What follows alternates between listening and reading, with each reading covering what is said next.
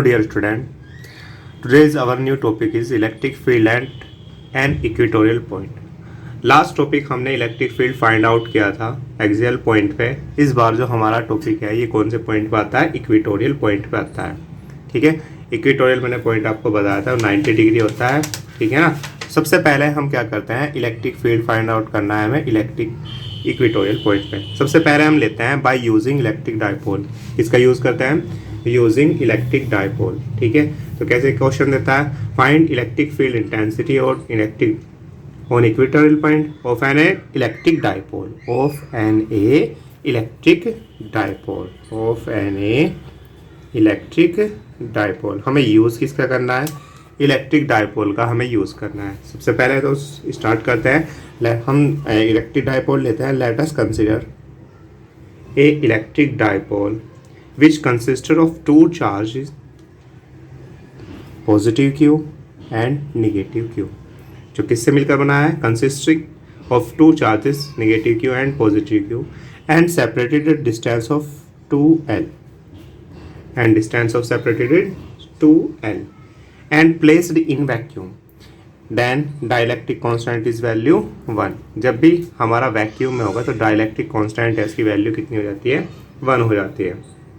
ठीक है, अब हम क्या कहते हैं, late P be a point lying on an equatorial line of the dipole। मैं कह रहा है यहाँ पे कोई पॉइंट, ये इसको हम A कह देते हैं, इसको हम B कह देते हैं। Let point O lying on between of A and B। ठीक है, मैं कह रहा है A and B के बिटवीन में कौन सा पॉइंट लाई करता है? O पॉइंट लाइन करता है। ठीक है, अब मैं कह रहा हूँ जो हमारा let P be a point on the equatorial line, equatorial line पे कोई पॉइंट P है। ठीक है, where we find out electric field intensity, जहाँ हमें क्या फाइंड आउट करना है? Electric field intensity find out करनी है। ठीक है, कोई प्रॉब्लम?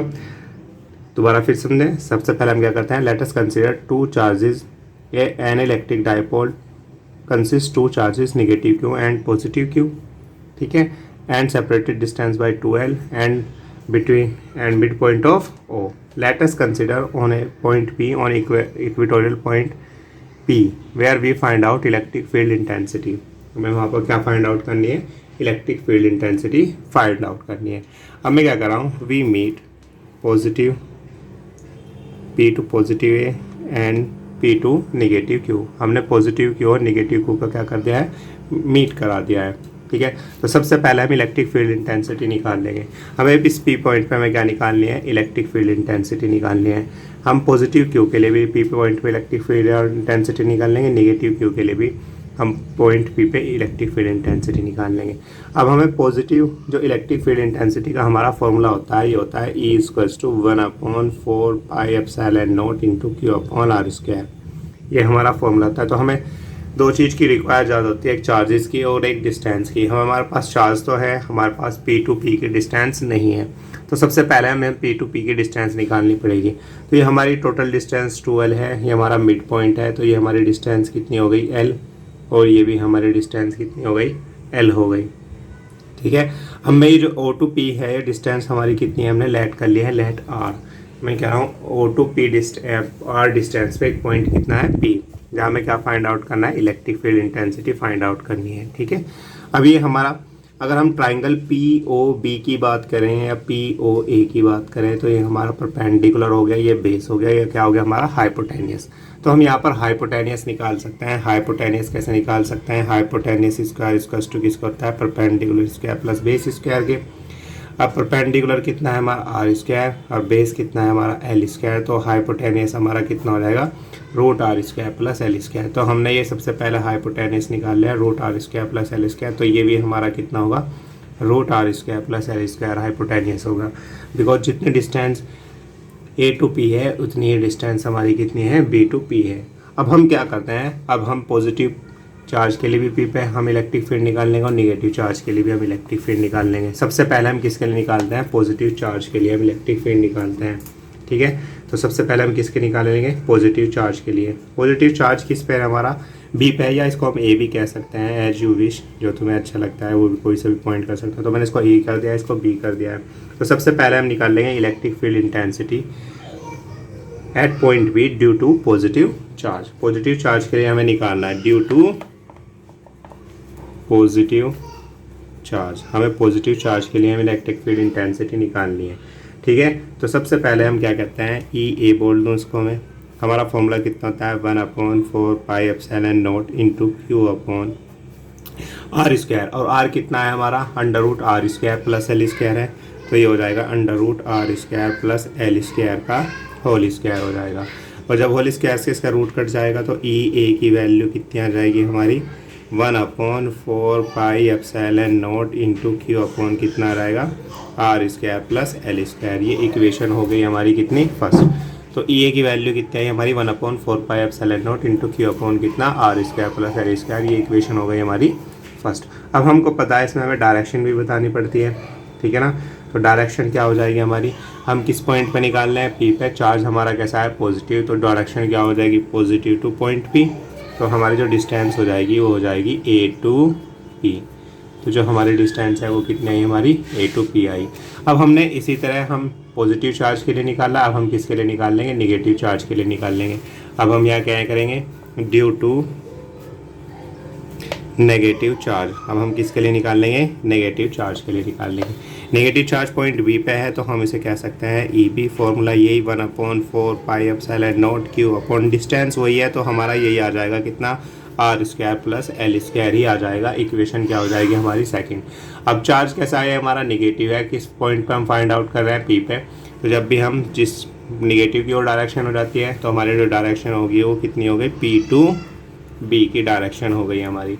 अब हम क्या देख रहे हैं कि जो हम पॉजिटिव चार्ज की डायरेक्शन है ये तो पी की ओर जा रही है, और जो निगेटिव की डायरेक्शन है ये क्या जा रही हैं बी की ओर जा रही हैं। तो ये ना है अपोजिट हैं और ना ही सेम डायरेक्शन में है, तो ये जो दोनों जो हमारी है ये डिफरेंट डायरेक्शन में है, ठीक है।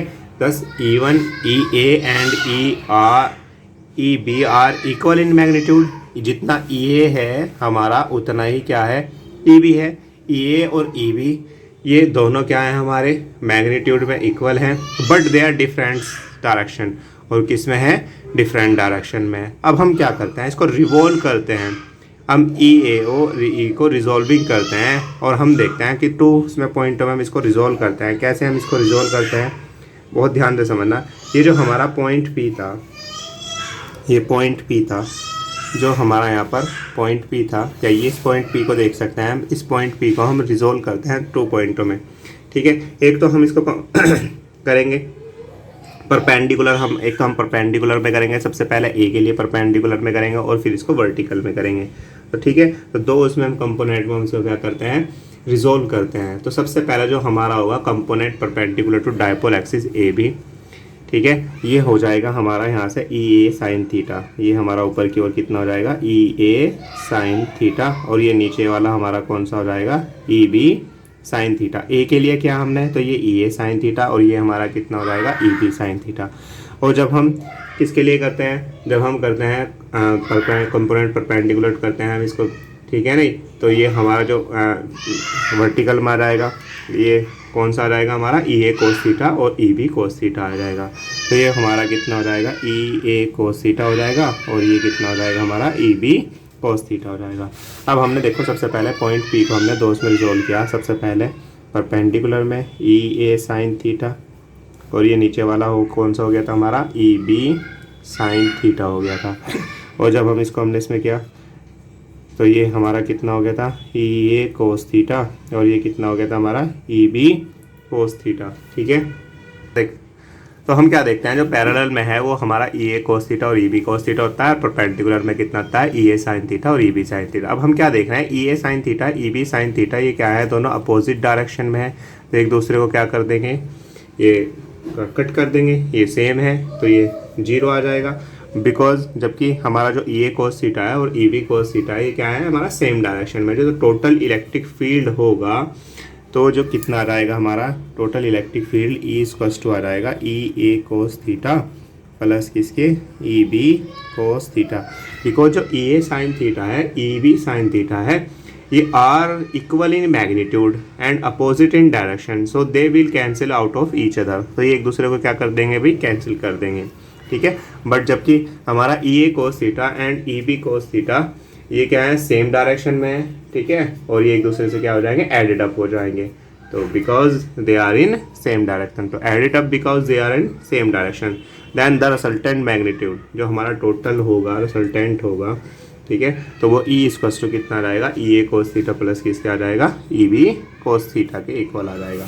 अब ई ए की वैल्यू हमारी जितनी थी उतनी हमारी किसकी थी, ई बी की वैल्यू थी, तो हम इसे क्या कह सकते हैं, 2 ए कोस थीटा कह सकता हूँ, बिकॉज ई ए किसके इक्वल था, हमारा ई बी के इक्वल था, तो इसे ई ए कोस थीटा कहता है, 2 ई ए कोस थीटा आ जाएगा।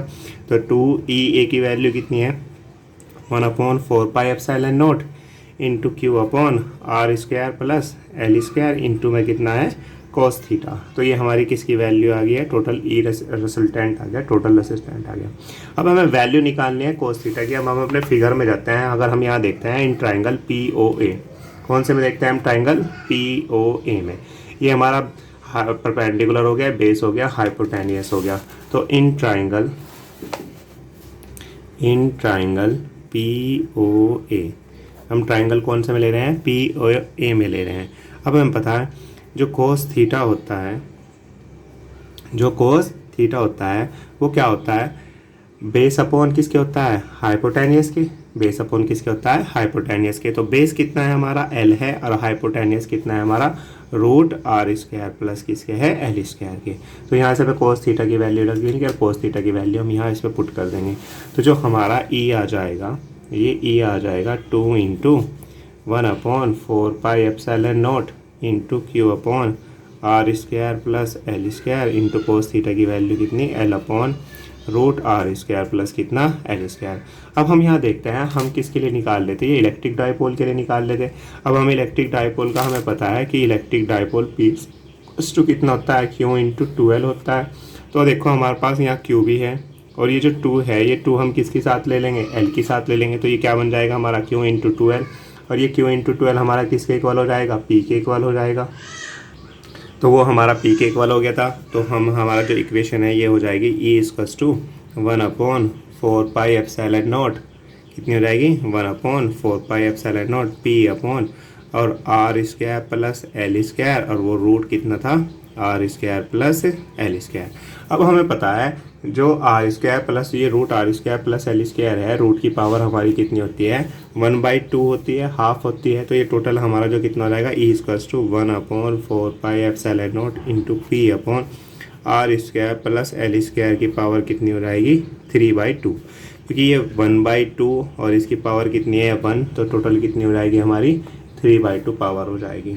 ठीक है, तो ये टोटल हमारा ई की वैल्यू आ गई है 1/4πε0 into p upon are square plus L square की पावर कितना आ गया हमारा 3/2 आ गया। ठीक है, but if r is very large, अगर हमारा क्या हो, आर क्या हो, बहुत लार्ज हो, ठीक है, देन कंपैरिजन ऑफ एल, किसके कंपैरिजन में, एल के, देन आर स्क्वायर जो होगा हमारा वो ग्रेटर होगा किसके, एल स्क्वायर के। तो हम क्या कर सकते हैं, जो एल है, जो एल स्क्वायर है, हम इसको क्या कर सकते हैं, नेगलेक्ट कर सकते हैं, छोड़ सकते हैं, नेगलेक्ट कर सकते हैं। तो जो ई है, तो ई कितना हो जाएगा हमारा 1/4πε0 into p upon are square की पावर कितना हो जाएगा 3/2, 2 पावर से क्या कट जाएगी, 2 कैंसिल हो जाएगी। तो जो ई की वैल्यू है वो हमारी कितनी आ जाएगी 1/4πε0 इंटू पी अपॉन कितना आर क्यूब। यही क्या है हमारा इलेक्ट्रिक फील्ड इंटेंसिटी है, कौन से डायरेक्शन में, इक्वेटोरियल पॉइंट पे। ठीक है, by using of electric dipole. Clear.